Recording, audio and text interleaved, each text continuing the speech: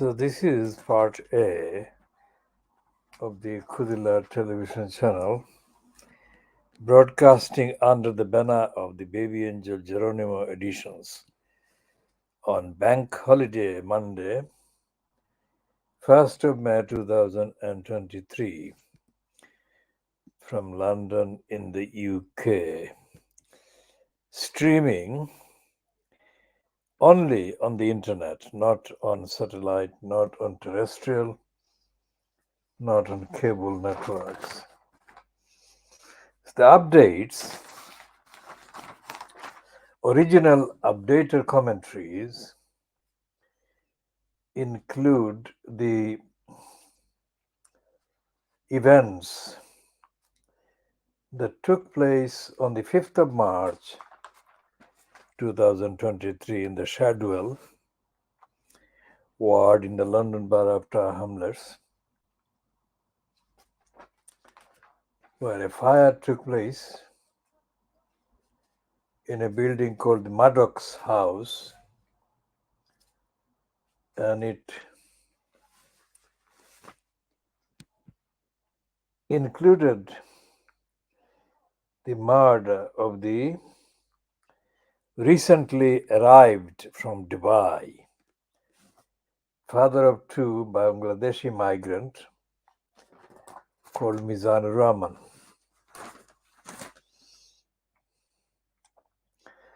The online pictures that we have seen of Mizanur Rahman suggest that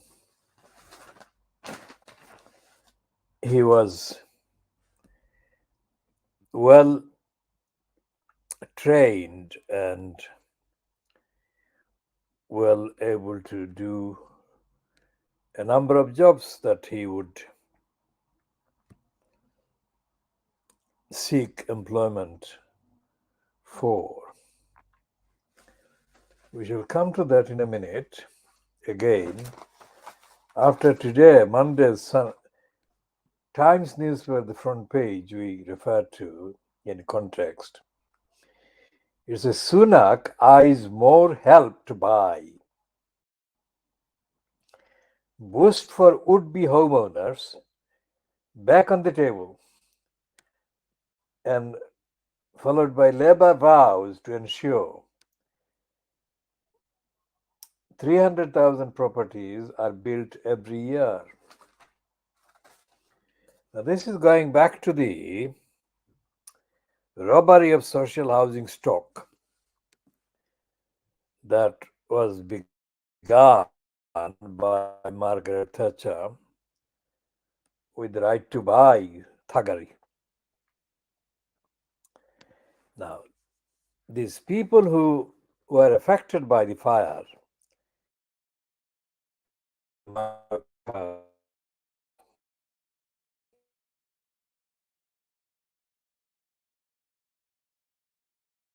stayed in a single room,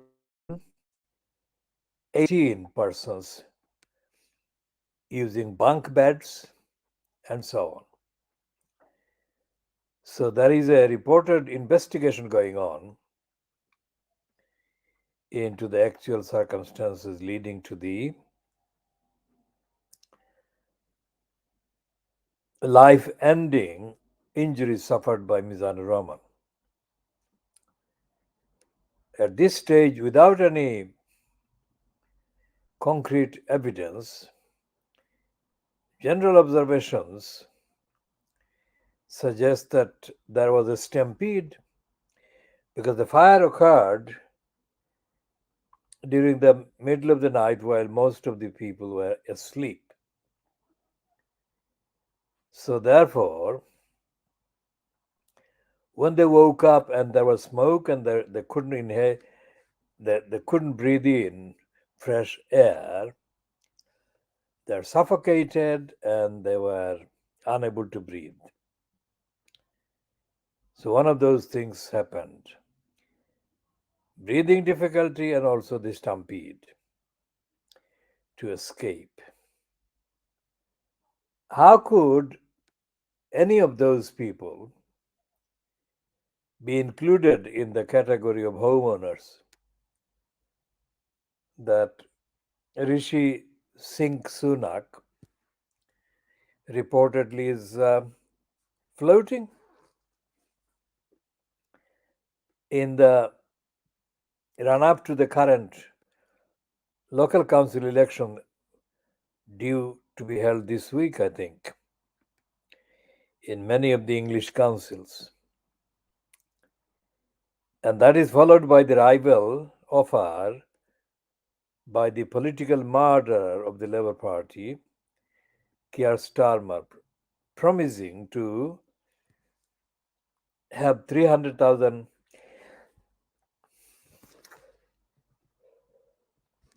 homes built even when Labour Party gets into power.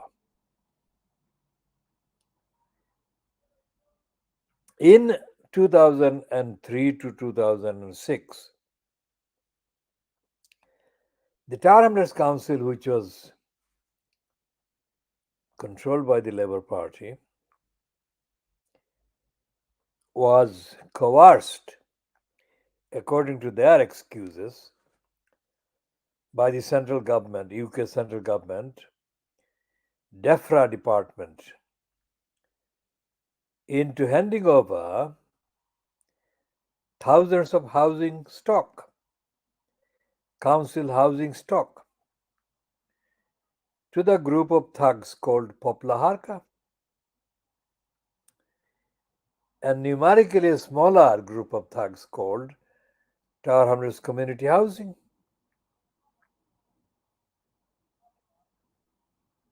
So, in one single swipe,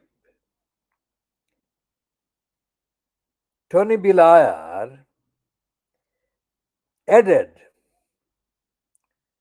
thousands of homelessness cases in Tower Hamlets alone.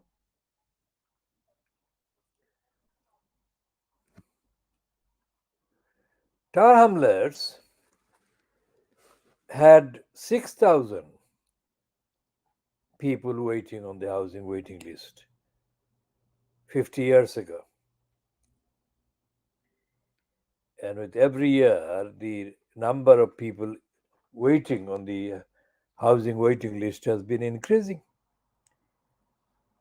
Although the actual figure is not published by the corrupt Tower Hamlets Council, it is estimated that the waiting list is now about 30,000 plus. Now, in the aftermath of the Maddox House fire that murdered Mizanur Rahman, the incumbent in the corrupt post of the elected mayor in Tower Hamlets, Lutfur Rahman, reportedly made a rare statement because the so-called landlord controlling the property at Maddox House that was affected by the fire was a private landlord.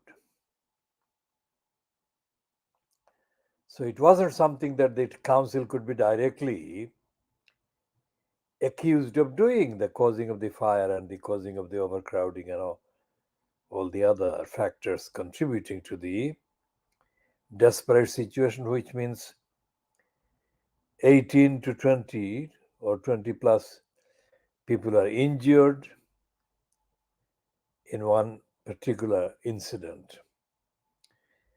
So, in the aftermath of that, the corrupt mayor of the corrupt Tower Hamlets Council's corrupt mayor post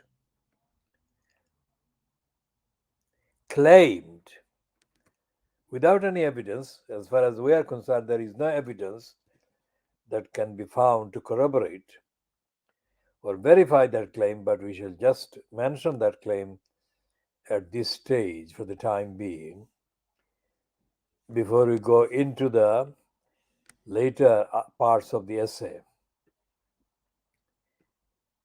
Lutfur Rahman has reportedly said that he had been expressing concern about the state of the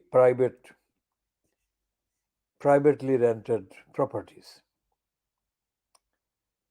Now we shall investigate that and publish separate parts of the essay on that. But pending that, let's say on the evidence that we have, the Khoodeelaar campaign, that if Lutfur makes that kind of claim, he is lying. Lutfur Rahman is notorious for lying. Lutfur Rahman is notorious for making false, plasticky statements that really do not show any accountability at any stage, either for himself as the incumbent in the post of executive mayor or for the rest of the council as a whole. Now, we have evidence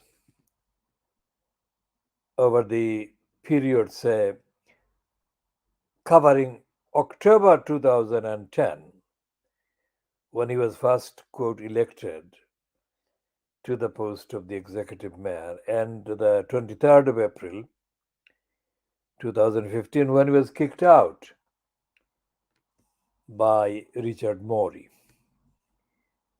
During that period, Lutfur Rahman was sent on a daily basis evidence, created, researched, investigated, corroborated, and verified by our campaign on a daily basis at costs that we estimate would be about 60,000 pounds per hour. If we take the rate charged by David Penick and other King's Counsel and senior licensed law traders. So over the 6 calendar years, we sent to Lutfur Rahman directly and through Alibor Chaudhry evidence on a daily basis that would have cost the council, Tower Hamlets Council, about 50 million pounds if the council itself were to investigate and collect the evidence. So we sent that information to Lutfur Rahman. And we now find that Lutfur Rahman has had those communications that were sent to him by email, the email addresses that were used to transmit the items, the email addresses have been hacked in order to hide Lutfur Rahman's lying. What Lutfur Rahman and other criminals don't realize is that we may have transmitted the items from particular email addresses, but we did not rely on those email addresses to store the items. So these criminals should be ashamed of themselves and should never imagine that the fact that they can hack some of the email addresses means that they have actually removed the evidence. They haven't. They can never do that. Our movement has been doing this investigation since well before Lutfur Rahman was biologically born.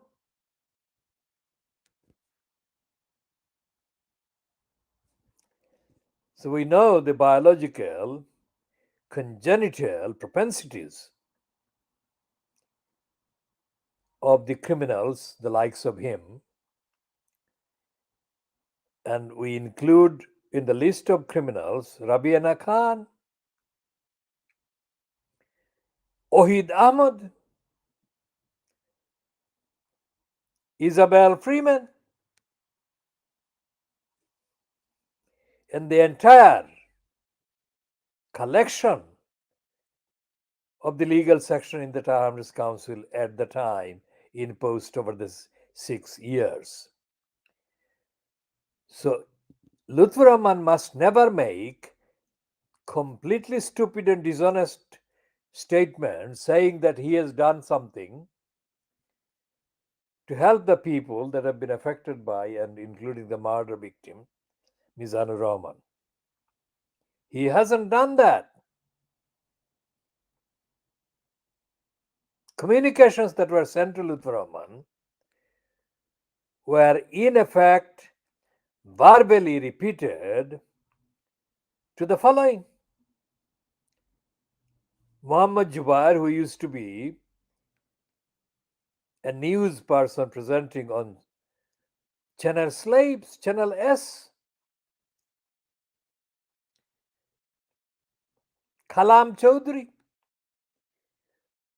who was for some period chair of the Aspire organization,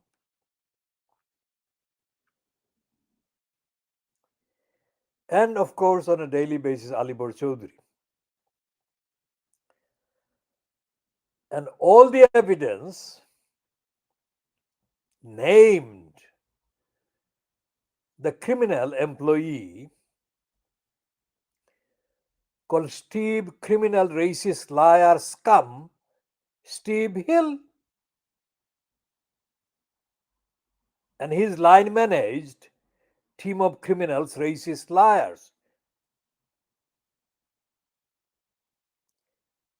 Lutfur Rahman is guilty of creating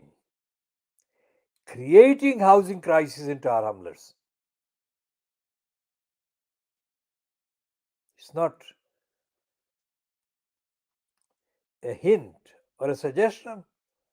Lutfur Rahman created serious housing crisis in Tar Hamlets.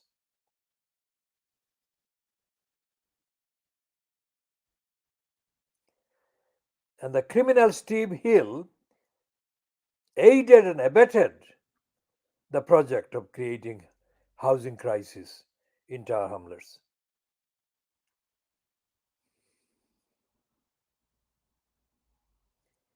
Now, since the second term, that is to say the May 2022 so-called council elections took place in Tar Hamlets, and on the record saw the return of Lutfur Rahman to the post of executive mayor. Lutfur Rahman has not said anything. He has not done anything. And he cannot have said anything. He cannot have done anything to deny the lies that he perpetrated for 6 calendar years.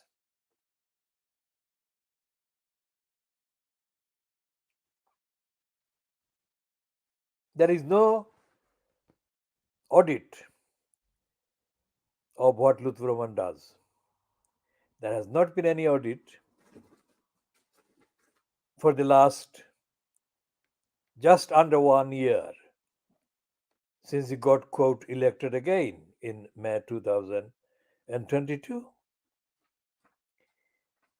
And there will be no audit of Lutfur Rahman's behavior because the numerical majority of the so-called elected councillors are of the same gang, the gang called Aspire. And the gang is operated by gangsters, not democratic representatives of the people in any part of Tar Hamlets. Shadwell, the site, the ward, council ward that witnessed the 5th of March 2023 fire in the Maddox house, is part of the demography, electoral constituency,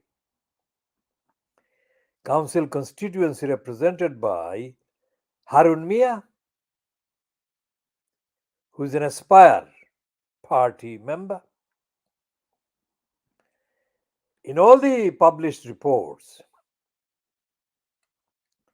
about the Maddox house fire, Harun Mia is not mentioned.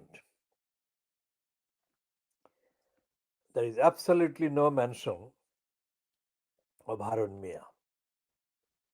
Now, Harun Mia owns a number of small shops in Shadwell, and Harun Mia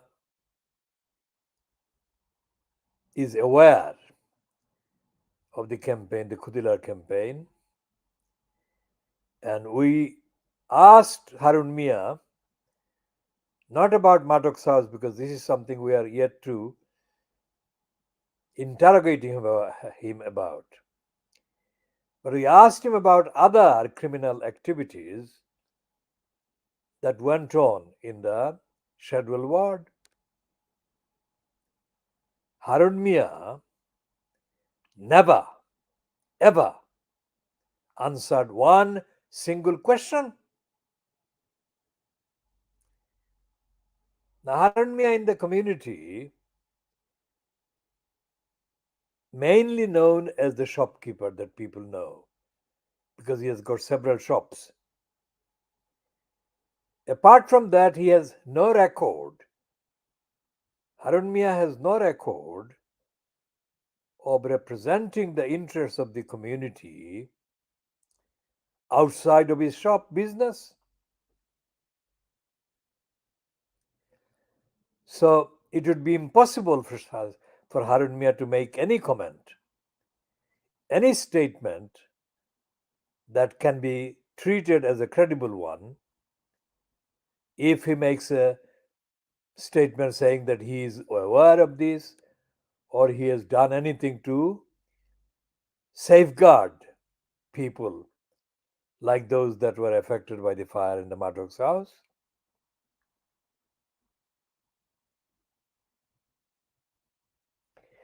These are just headline topics or headline statements that we are making, because these are serious issues and we are updating them in essay forms. That is to say, we shall go into chapter and verse and run the programs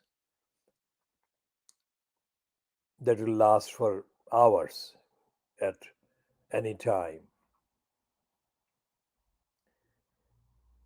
There is no reference in generic terms in the Times item on the front page of the Times today. Sunak is more help to buy, boost for would-be homeowners. There is no reference there to even the existence of people like those who were having to stay 18 persons in one room. And that they can only do by having very thick bunk beds.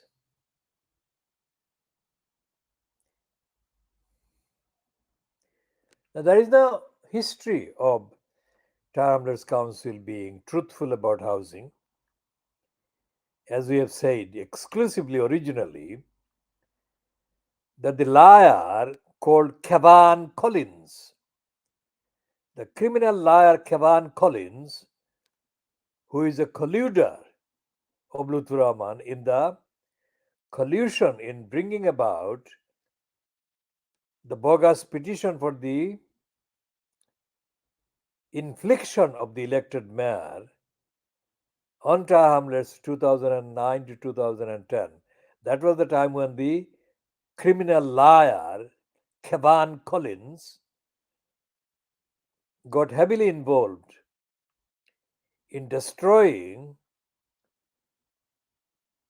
It was a fragile democracy before the mayor system was imposed, but it was a democratic kind of basis.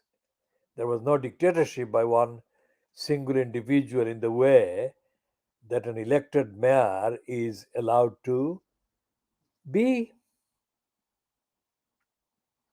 So Kevin Collins is the liar who was given a promotion by the criminals at Channel 4. In the slot that the criminals at Channel 4 it is described as undercover boss. That edition, broadcast more than 12 years ago, featured the liar Kevin Collins lying through his lying teeth.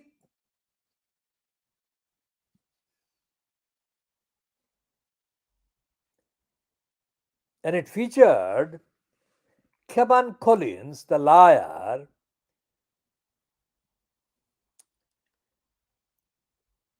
inventing a name for himself to conceal his actual name.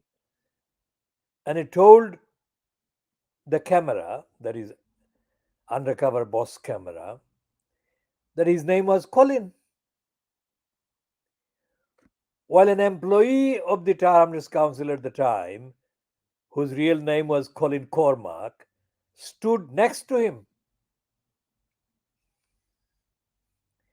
So it was that Colin's suggestion that Kevin Collins took up and openly lied on camera, calling himself Colin. While the Colin Cormack, the criminal, was briefing him to perpetrate the whole charade about housing, because Colin Cormack, the criminal, was in post about housing allocations, homelessness, etc., etc. Now, Colin Cormack is a convinced fraudster and liar and a thief. And with his fraud, with his lying, and with his thefts, Lutfur Rahman has been colluding.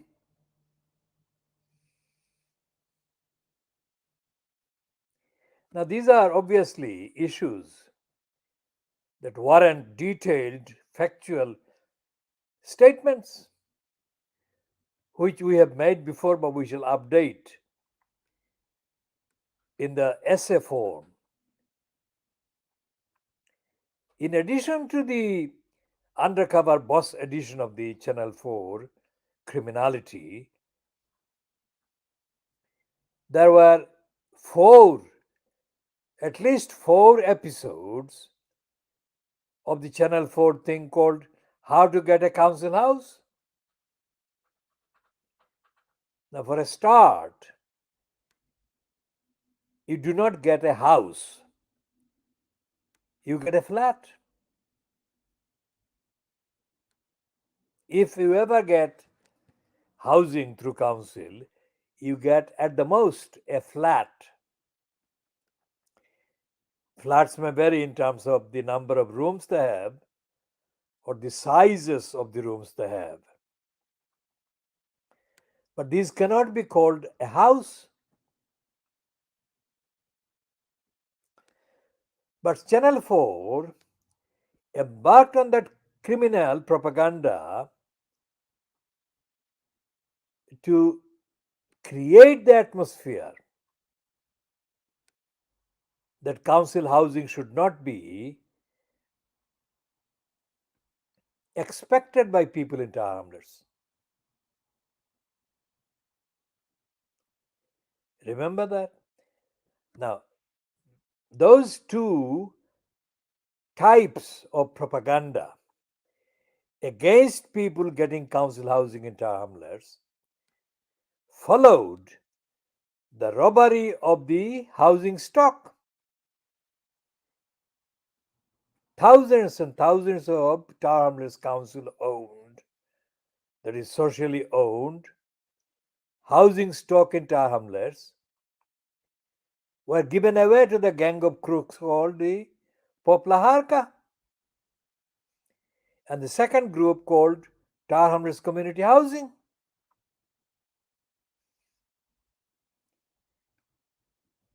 So they created the shortage, robbed the housing stock from the council, and then they embarked on the audacious, criminal, criminal assault on the rights of the people, telling them that they could not have council housing in Tar hamlets. Now, notice in none of these programs was there one single Tar hamlets elected councillor present. Not one. Not a single one. So, what we shall be doing, we shall be coming to essay form, and we shall be talking about essay length.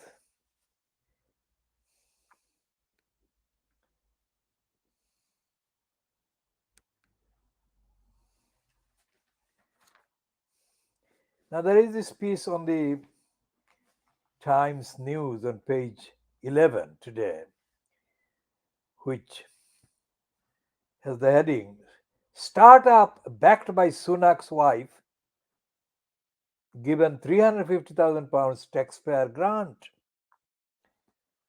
Now, before we go into that particular Times item, let's check on the financial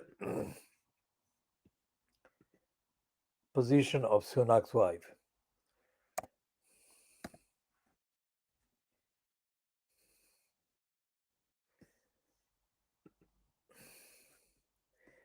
Now, the word is akshata.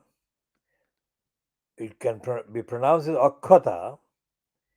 It's a Sanskrit based word and it means unbroken, intact. Now, if you translate the second name, Murti, it means statute, statue. So it's an intact statue. And there is this entry on her net worth. Since 2015, Murthy has owned just over 0.9% of the Bangalore-based group, a stake worth an estimated 690 million, according to the Sunday Times Rich List 2022.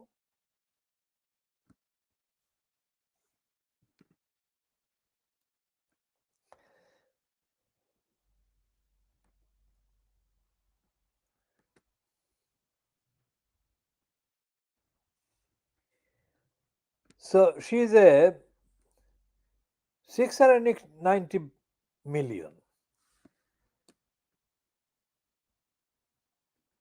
just under 10 million, short of 700 million.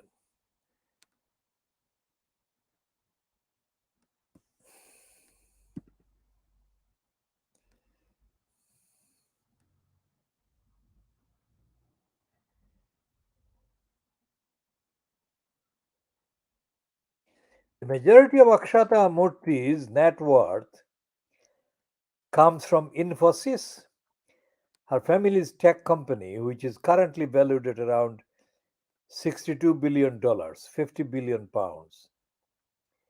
Infosys was co-founded by Murthy's father, N.R. Narayana Murthy, in 1981, and it has grown considerably since its humble roots. Its initial capital was $250.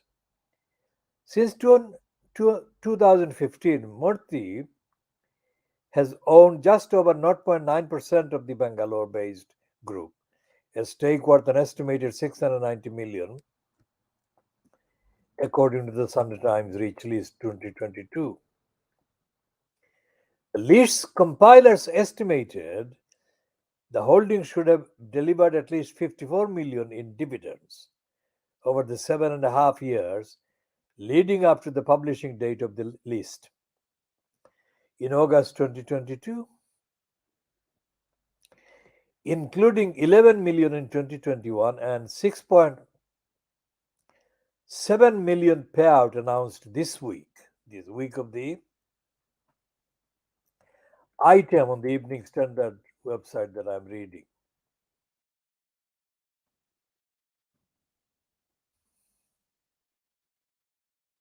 After she attended college in the US, private liberal college Claremont McKenna College in California, Murthy got her start working for major companies like Deloitte and Unilever.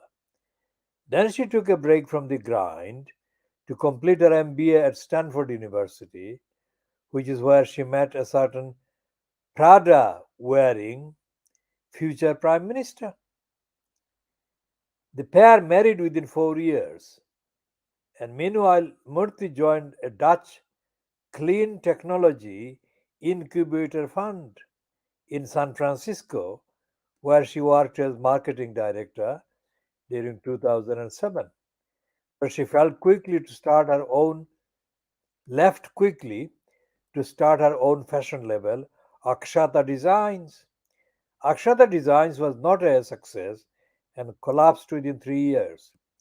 A year later, in 2013, she became the director of venture capital fund Catamaran Ventures and helped to launch their London branch with a little help from Mr. Rishi Sunak. The firm was considerably more successful than Akshata Designs. The Sunak had to sell his shares to his wife when he became the MP for Richmond in 2015. As well as Catamaran Ventures and her Infosys wealth, Murthy is also a shareholder in at least 6 other companies, including Jamie Oliver's Pizzeria, Bloom and Wild, Wendy's restaurant in India, and News and Lingwood, a men's apparel store. New and Lingwood, a men's apparel store which measures Etonians for tailcoats and silk dressing gowns, and so on. So that is the general impression about her wealth. She's nearly a billionaire.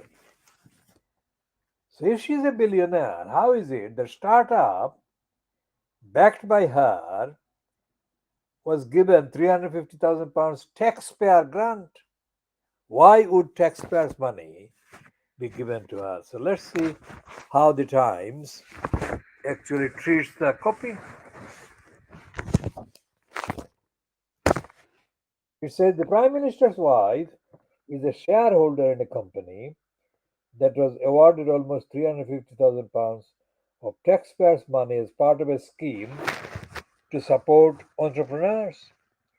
Records at Companies House show that Catamaran Ventures UK Limited, the investment company controlled by Akshata Murthy, has a stake in Study Hall, an education technology startup. Last year, the business received a government grant of £349,000, 976 through Innovate UK, the arm's length body that provides support to companies developing new products or services. Murthy's shareholding in the firm that has been the direct beneficiary of government funding raises fresh questions about her business dealings and the potential for a perceived conflict of interest. Study Hall, which aims to harness the power of artificial intelligence in schools, was founded by Sophia Fenichel, a tech entrepreneur. Her previous venture, Mrs. Ward Smith, another education startup, collapsed in 2021, 6 months after getting state support. Mrs. Ward Smith was given £650,000 as a loan through the government's Future Fund, which matched funding from private investors in equity backed startups. Catamaran was also a minority shareholder in Mrs. Wordsmith. The Innovate UK grant covers August 2022 to August 2023. The abstract for the award describes Study Hall as a firm developing a cutting edge AI based adaptive learning and assessment platform that could reduce the attainment gap between rich and poor students after the pandemic. According to Companies House records, Catamaran Ventures Limited held 2,474 shares in Study Hall at the time of the confirmation statement. There are no subsequent documents indicating that they have been sold. So they have not been sold. Last August, Rishi Sunak said that as Prime Minister, he would encourage the use of AI to reduce teacher workload and make education more relevant. The revelation will prompt fresh calls for greater transparency from Sunak around his wife's investments. As the daughter of a billionaire, Marthi is independently wealthy and has stakes in a wide range of businesses. There is no suggestion of impropriety, but some have called for her to pour her investments into blind trust, while Sunak is in number 10. The Prime Minister was criticized in March for failing to declare her shares in a child care agency called Koru Kids that could benefit from a policy announcement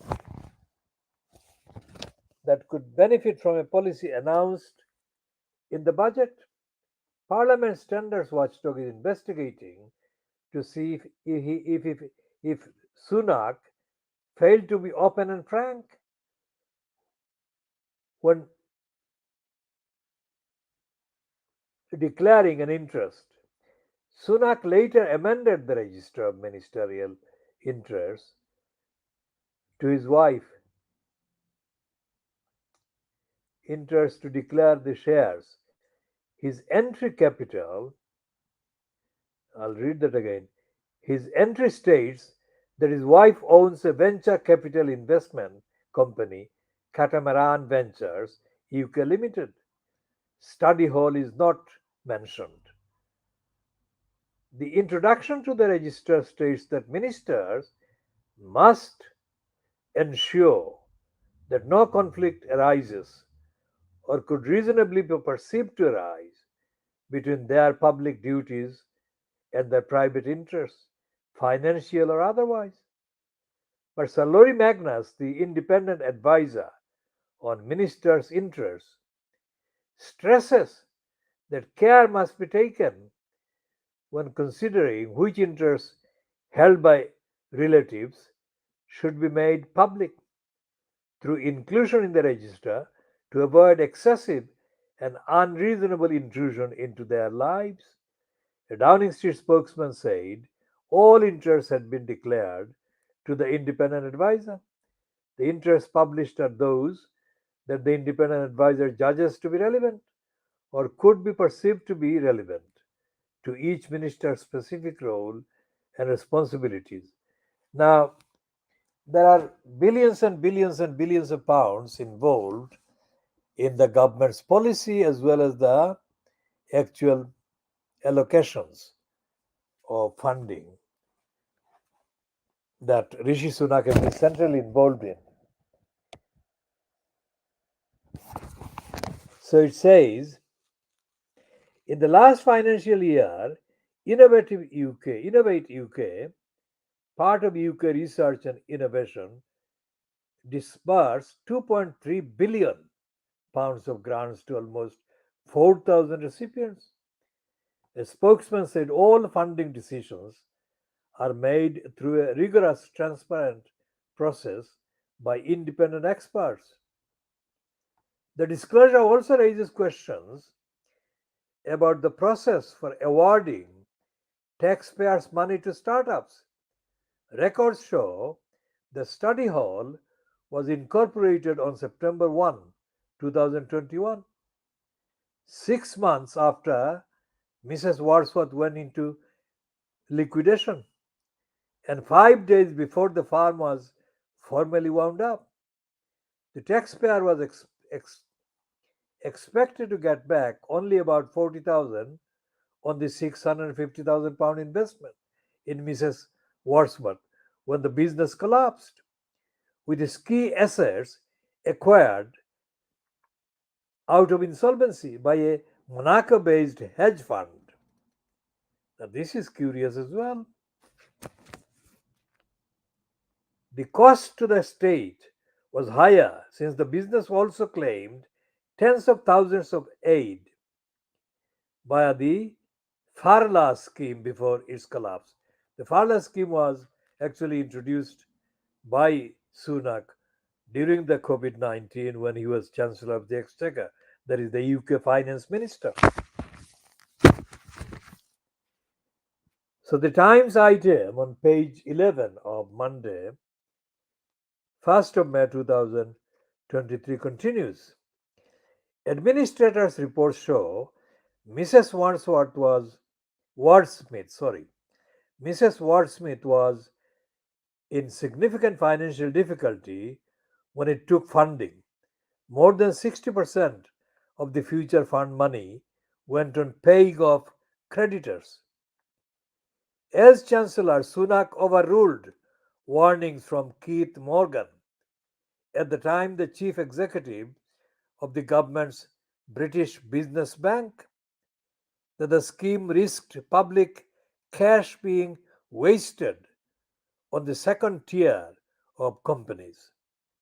The future fund closed to new applications in January 2021.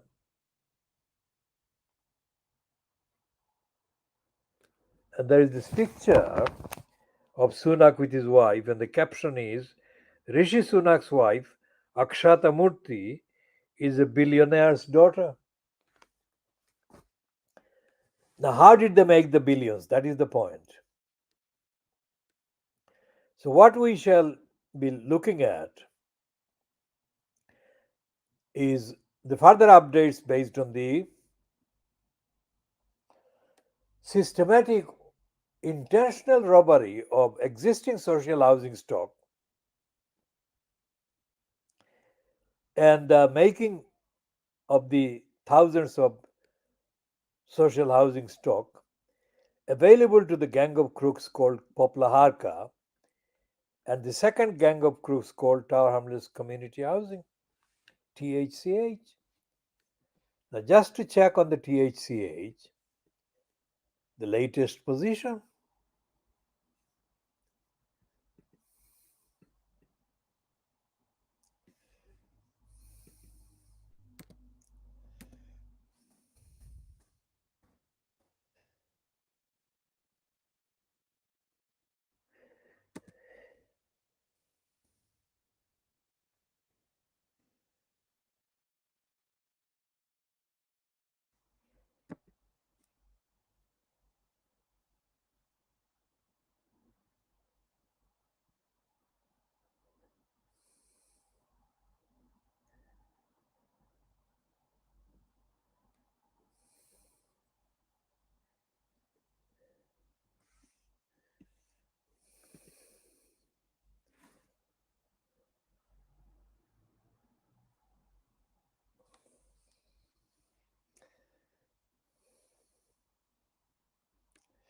Now, according to the report on Inside Housing website, dated the 23rd of March 2023 at 3 p.m., byline to Stephen Delahanty, Harmless community housing was found to have breached economic standards, and it was found that it was unable to meet day to day costs. Harmless community housing has been downgraded after the regulator of social housing found it was unable to meet the costs of its day to day operating activities and repair liabilities.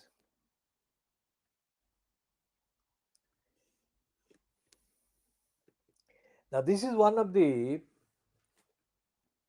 gang of crooks that was given the control of thousands of properties in 2005 2006. Now, there's another version of the same report on the website East London Lines, which says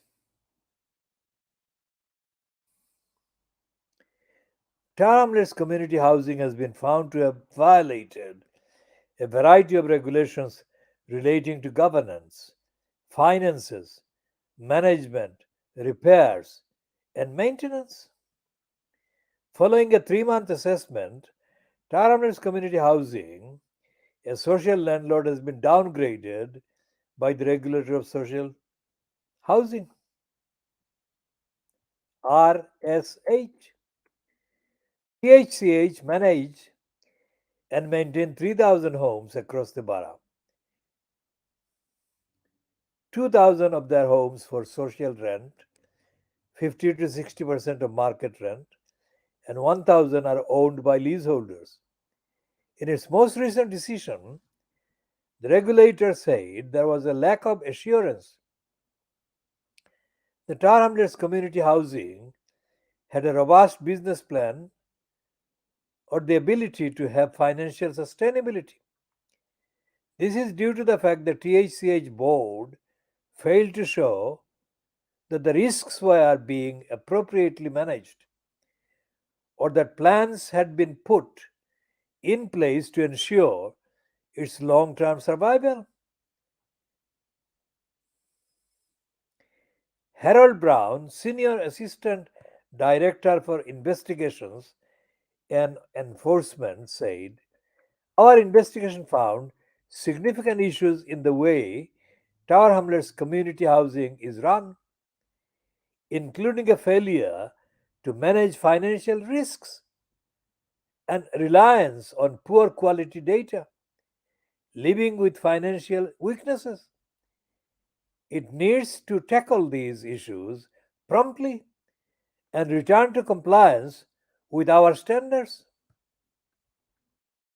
The organization has been accused of financial fragility, including its inability to pay for its day to day expenses and repair obligations it has to residents.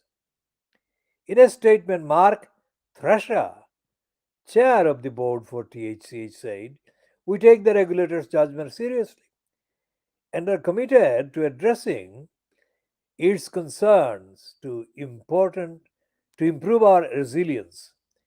It's positive that the regulator is confident we have the capability, and resources to do just that. Now, that is not stated in anything attributed in the previous part of this report that I have read. This Mark Thrasher, what a name! Thrasher? What is the thrashing? We remain focused on providing good, safe homes and services to our residents in Tower Hamlets. East London Lines contacted Tower Hamlets Council for comment but received no response. Now remember that Tower Hamlets Council colluded with DEFRA and the thug John Prescott, who was the cabinet member under the criminal Tony Blair, when they stole the thousands of Tower Council owned properties and gave those properties away to THCH and a greater number to Poplaharka. Now, we'll go back to the question that I put to the Town Council, full council, in 2013.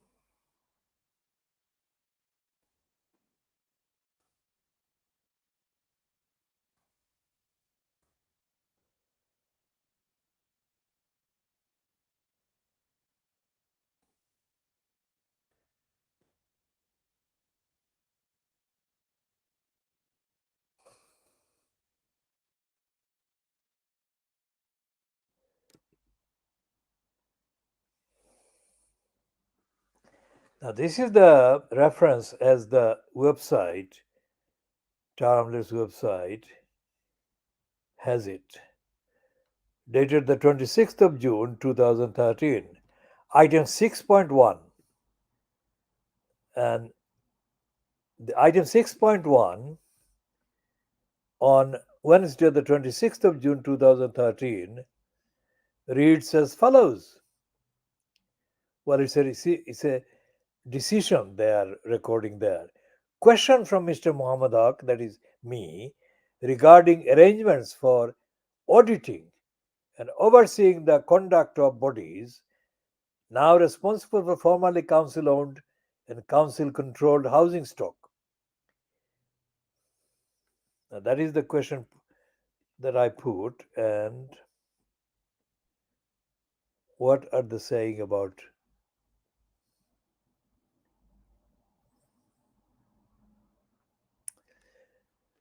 So, anyway, halfway through my question, which obviously mentioned Taram's community housing, the chair of that particular sitting of the Taram's council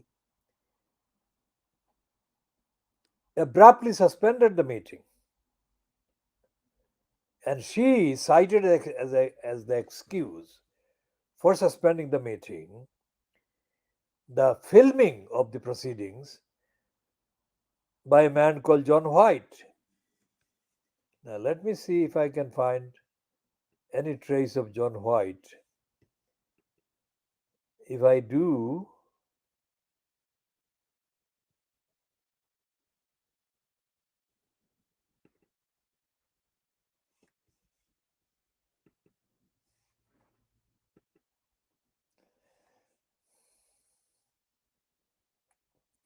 this is the YouTube film that I.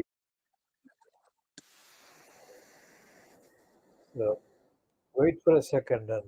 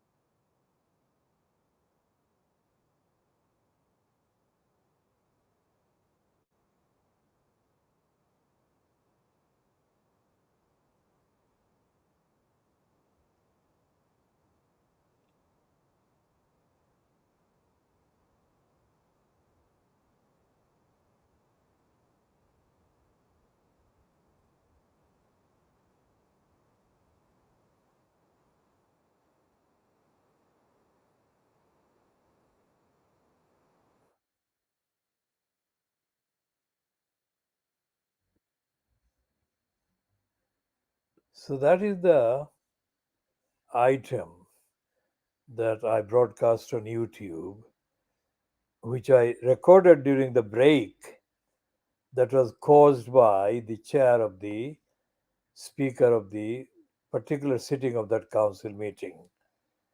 And this is the voice of John White, who was allegedly the reason for the council meeting being suspended by the chair. But the real reason for the suspension of the meeting was in order to introduce an interruption to the spontaneity of my questions about harmless community housing.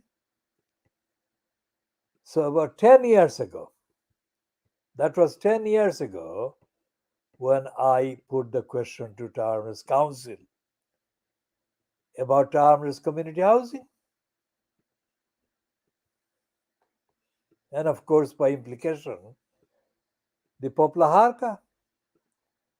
So, when the East London line says that they have asked questions of Harmless Council about harmless community housing, and the council has not replied, they are 10 years too late. I have been asking for years.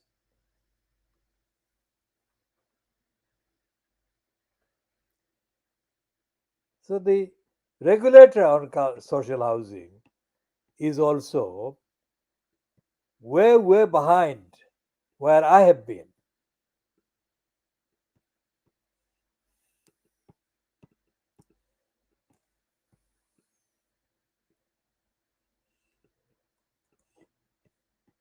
So we shall be bringing an end to this particular edition at 10:02 hours GMT, and the length of this particular broadcast has been 1 hour and 3 minutes.